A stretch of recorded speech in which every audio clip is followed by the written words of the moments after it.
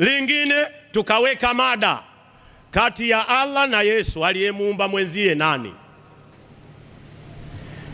Wachungaji wanasema Yesu kamuumba Allah. Wewe dunia hii dunia ina mambo. Mimi nasema Allah kamuumba Yesu.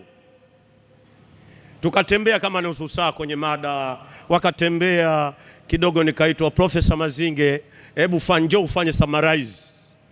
Mimi nikapanda nikasema Yesu hamwezi kumuumba Allah kwa sababu Allah 2:21 Luka. Nikapiga hiyo haraka tu.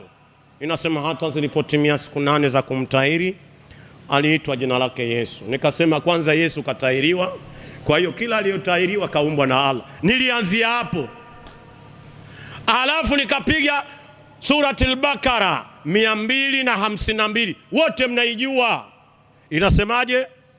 Allahu la ilaha illa huwal hayyul qayyum la ta'buduhu sinatu wala naum lahu ma fi samawati wa ma fil ardhi.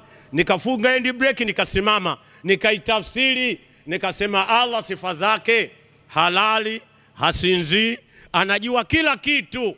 Aya inaeleza. Nikaambia Allah hizo ndio sifa zake, halali wala hasinzi. Nikapiga Luka 5:33. Yesu alikuwa na wanafunzi wake katika jahazi.